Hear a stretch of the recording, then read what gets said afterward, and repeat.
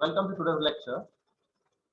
Dear students, we have been discussing the drama entitled Art and the Man, written by George Bernard Shaw. And in the series of this discussion, in the last lecture, we discussed the introductory part and the beginning of the present drama. Right. Today, we would go through the next act of the present drama. In the discussion of yesterday, we went through all the important characters, just like Captain Bluntschil. Then we went through Raina Petkoff, then Sergis, then Major Petkoff, then Catherine Petkoff, then Nicola, and the last character that is Lauka. We just discussed the characteristics and the tendencies of each and every character, right? We saw how they are not loyal, sincere, and honest in their personal lives, right? So the soldiers, we got two soldiers, that's Captain Brunshi, then we discuss about Raina, then next soldier is Sargis, then we also discussed the mother of Raina, that is Catherine. Then we discussed Major Petkov, that's the father of Raina. Then we discussed the first servant, that is Nicola, right? We also discussed the tendency of another servant, lady servant, that is Lauka. In our beginning discussion, we just went through the plot of the play in brief, right? And later on, just started discussing the beginning of the act first. We saw in the discussion that the background of the present story is 1885. There is a war between two countries, that is Serbia and Bulgaria. And in that war, Bulgaria won and Serbia is defeated.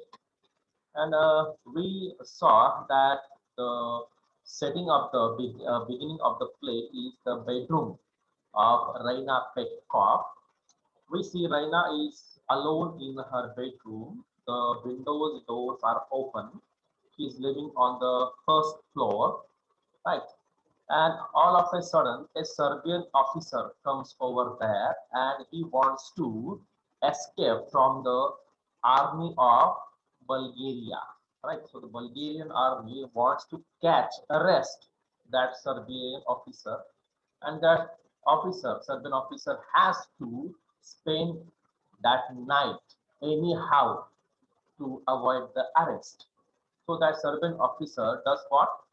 He enters into Raina's bedroom by climbing the water pipe, right? And he enters into the bedroom. Raina is alone in the bedroom, and there is a discussion between Raina and the Serbian officer. And before that discussion, so the Serbian officer threatens Raina, right? If she screams, then her life would be in danger. But Raina surprisingly cooperates, right?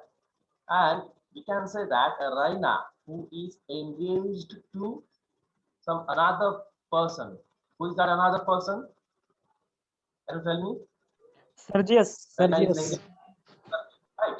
So Raina Sergius. is, that engaged with Sergis, and very soon they would be going to marry, right? But Raina, to our surprise, starts having some soft corner for this Serbian officer, right? So as we know that Raina is having a strong attraction for war and the soldiers.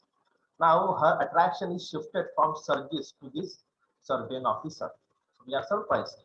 So right from the beginning, we can guess that Raina is not sincere, not loyal in her love ship, right? So according to the dramatist, that love should not be affected by physical beauty. It should not be affected by the money and the power of some person. But here, what happens? She is easily attracted towards that Serbian officer, right? So we can say that she is not sincere, she is not honest, right? As far as love ship is concerned. So Raina saves the officer, right? And the company of the Bulgarian officers, they come and they knock the door of Raina to check whether that Serbian officer has entered in the bedroom of Raina or not. But all of a sudden, Raina asks the Serbian officer to hide in some corner of that room, and she tells a lie to the Bulgarian officers that none of any such officer has entered in her room, and she is safe. And the Bulgarian officers asks Raina to close all the windows and the doors for her safety. And the Russian, that's the Bulgarian officers, leaves the house of Raina. Right.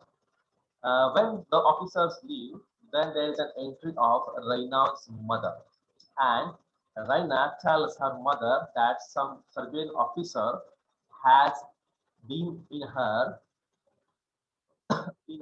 bedroom, right? And she is going to safeguard him. So Raina's mother has no objection on that, and Raina's mother leaves the room. So in the bedroom, there is only Raina and that Serbian officer. So we are surprised that Raina is not is not afraid of that Serbian officer, right? So we can guess what kind of character Raina is, right? So there is a discussion between Raina and that Serbian officer, right? Slowly, Raina is attracted towards that officer, right? And she forgets her fiancé, that is Sergis, right? So Raina just wants to hear the stories of war, that is Serbian-Bulgarian war. But Raina is surprised to see that the soldier, that is the Serbian officer, is not heroic in nature. And that Serbian officer is quite practical, money-minded, right? And that Serbian officer has nothing to do with the war, nothing to do with his country, nothing to do with his attraction towards all those things. So Raina is surprised. She expected that the Serbian officer must be patriotic, that Serbian officer must uh, illustrate, describe the story of Serbian and Bulgarian war, how he is running away from here and there, how he is hiding here and there, like that. So no such story has been illustrated by, described by the Serbian officer, and Raina is shocked. And uh, the officer, the Serbian officer, tells Raina that war is the most useless thing in the world, and he hates war. Right? And he puts his hand in his pocket and puts out some surprising thing out of his pocket, and that thing is chocolates. Again, Raina and we, the audience, also are surprised, right? That a soldier holding, or let's say keeping, chocolates instead of ammunition. Your ammunition is bullets, guns, like that. So when Raina asks about the reason of this thing, that Serbian officer replies that chocolates are more useful than the bullets. Chocolates are more useful than the bullets. That's why he keeps chocolates rather than the bullets in his pocket. So Raina just starts smiling, right? And she is totally in control of this Serbian officer. She falls in love, indirectly, we can say. And Raina helps that Serbian officer to stay in her bedroom in that night, right? And what happens the next day? Raina gives her overcoat to that Serbian officer, right?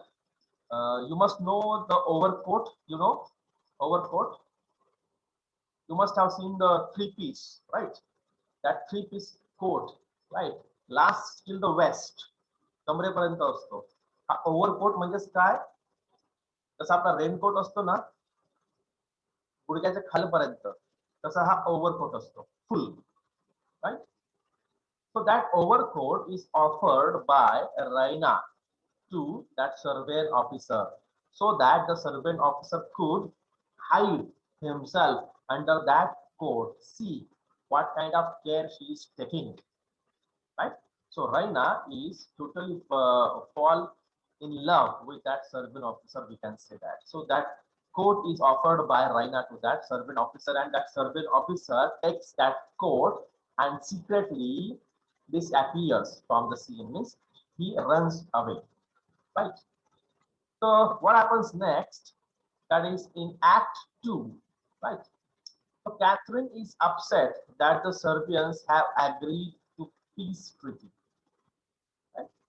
Peace treaty. Treaty means the right? Agreement. So Catherine wants that this war should be prolonged, right? There should be war, right?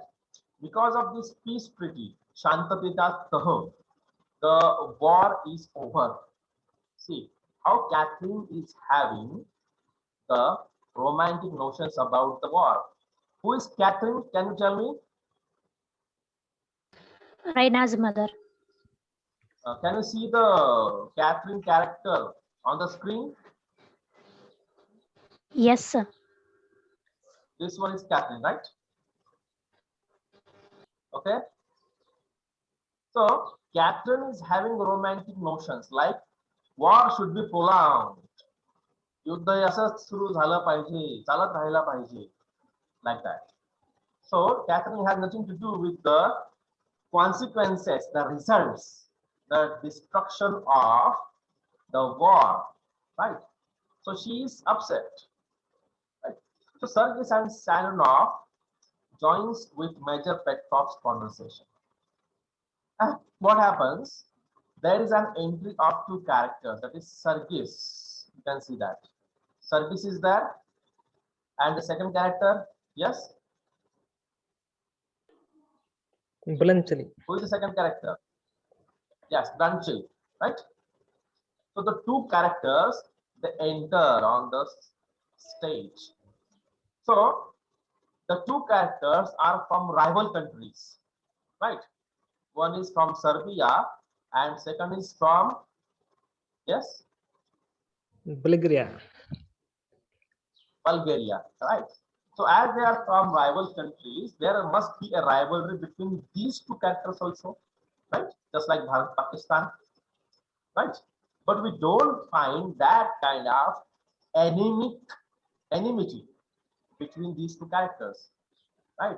They are very casual, so they behave in a very casual way. Okay, you are from this country, okay, that's not the problem, like that. So like a professional soldiers, they behave. So we don't find any kind of patriotism, love for country in the personalities of Sarkis and Blanchet. So they are both hypocrites. They make a drama that they are from army, but in fact they joined the army for personal benefits. Personal benefits is like status, and second is money, like that. So then Raina and Saranov passes some times alone. There is a meeting between Raina and Saranov, right? And Saranov flirts with Lauka during the absence of Raina. When there is a discussion between Raina and her would-be husband, Saranov, right? They make a drama of having loveship. Raina tells Saranov that she loves him very much, and same conversation is shared by Saranov towards Raina. So they both make a drama that they are very sincere, they are very honest, they are very loyal in their loveship, right?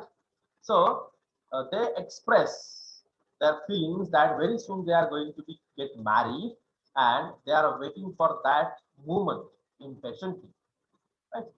So after this meeting, there is Saranov in the room alone, and there is an entry of Lauka the maid. As we know that Lauka is having very ambitious nature, right? So Lauka was first proposed by other maid male. Who is that? Yes, please. Lauka was proposed by whom? Another maid character. Can you tell me?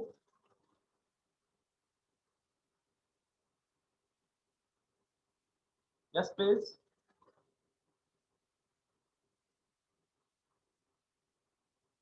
There are two maid servants. One is Lauka and second is, did you forget? His Yes, name sir. starts with N. His name starts with N. Nicola. Yes, Nicola. Right? Nicola. So, in the beginning, Nicola, the male servant, was in love with Lauka. In fact, he wants to marry Lauka. Right? But Lauka, on the other hand, rejects that love proposal. Right? And Lauka is having a very ambitious nature. She is not satisfied with her current status being a maid. Right? She feels that being a maid is a low class type of thing, and she wants to achieve something great in her life. So she desires to have some higher status. But how to get the higher status? The simplest way is just to marry a person from higher status. That's the simplest thing that she can have. That's why Lauka just starts moving around Saranath, right? There is a game of coaxing, Coaxing, coaxing. I repeat, Coaxing, coaxing. Coaxing means to attract somebody towards some person. पटवणे म्हणतो आपण त्याला, right? So Lauka starts coaxing Saranath, right? See, suddenly the behavior of Saranath also changes. Saranath, who before some moments was in love with Raina, right? He expressed his love towards Raina. The same Saranath now starts having love feelings for Lauka. Right? So Saranoff is not serious as far as loveship is concerned. Same is the case with Raina, right? So Saranoff starts flirting with Lauka, and Lauka gets a hint that if she manages to marry Saranoff, then what would happen? Then and then she would have a higher status in the society because Saranoff is from army, right? And he is enjoying some highest status in the society. Automatically after the marriage, that status will be offered to Lauka, and she would not be a maid in the future, right? So we can say that that kind of agreement over here. So no feelings are there, right? Each and every character is what you say, behaving in a selfish way, right? Physical beauty is mattering, money is mattering, status is mattering in the case of love. So no sincere love you can see in the behavior of the characters over here. So there is a flirting between Saranoff and Lauka, right? Then what happens? Captain Blunshill arrives to return the coat, and the woman tried but failed to hurry him away. Right? So the Captain Blunshill comes over there, right? And why he come over there, right? To Return to court, sir. return the, right. Here spelling mistake is there. There should be coat, right? As you know that in the last scene, this coat was offered by whom? Yes, Raina. Raina. Raina offered that coat to Blunt Shield, right? And now Blunt Shield comes over there to return that coat, right? And why Raina asks him to run away immediately? Why? Can you guess? Because of Sarkis, right? Assume that Sarkis and Bloodshield, they are from rival countries, right? Then Raina would be questioned by Sarkis about Bloodshield and about that coat, right? Then Raina would not have any answer to support herself, right? So Sarkis might be angry with Raina that she had helped a soldier from the rival country, right? So to avoid that quarrel, right, she asked Captain Blunshield to go quickly away from the spot, right?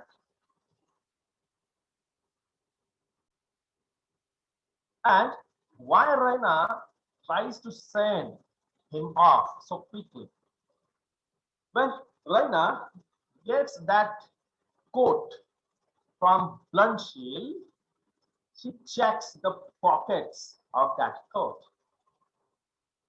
She checks the pockets of that coat. And why she does that?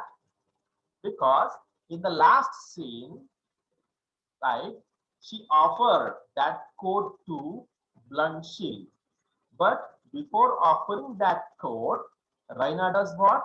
As I told you in the beginning that she is in love with Blunt Shield. She takes her photograph and she puts that photograph in the pocket of that coat and she offers that coat to Blunt Shield, right?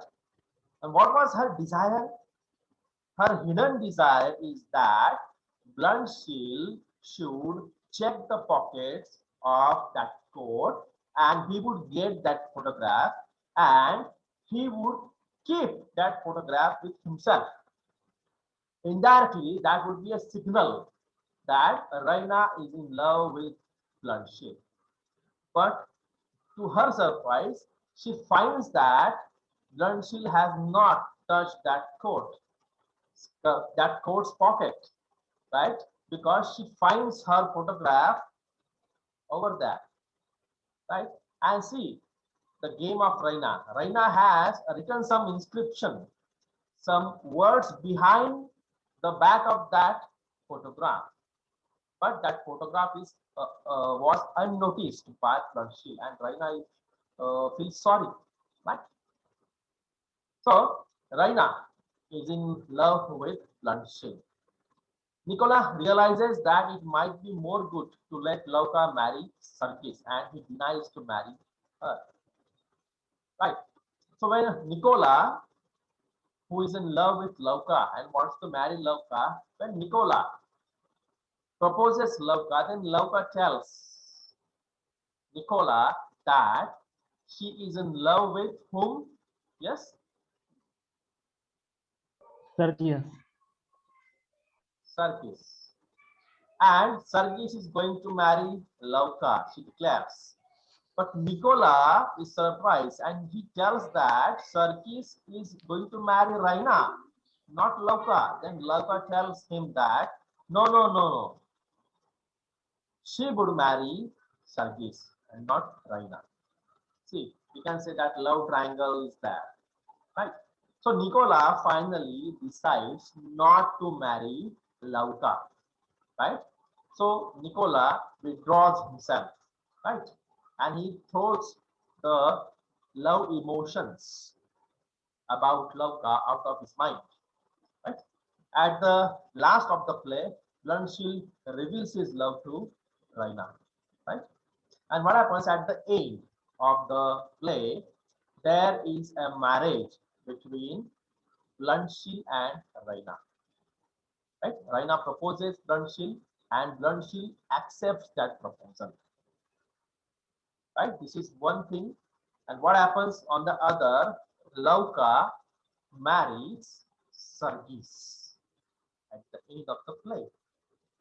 See, so the love couples are ready to exchange their partners. And what is the reason? The reason is physical beauty or money or the status. Right? So we can say that the lovebirds, that Glanshil, Raina, Lauka, right, and Sarkis, they are not sincere in their love relationship. Right. So indirectly, the dramatist wants to share that love is a very divine thing, very pious thing, right? Pious, it's pavitra. But because of the selfish attitude of the human beings, this love, the feeling of love, is no more pious. Prem hi pavitra vastu aayegi nahi. It is just like a business, right? Why? Because people love a person who is having physical beauty. People love a person who is having some status in the society. People love someone who is having money in his pocket, in her pocket, right? So love can be easily influenced by physical beauty, money, and status. And this same thing is over here in the story, right? So no other character except Nicola is sincere in love, right? We respect the character of Nicola as he, what you say, loves the character Lauka from the bottom of his heart, right? But other characters like Gunshil, like Raina, like Sergis, right? These characters are not sincere and loyal enough. So at the end of the play, Gunshil marries Raina, then Lauka marries Sergis. But we don't find any kind of objection from any character, right? So in their love ship, they exchange promises, right? But at the marriage, at the time of the marriage, they easily break their promises, right? So that's a strange thing, right? So this happens at the end of the story. So I just put the brief summary in the lines form. You can go for right over here.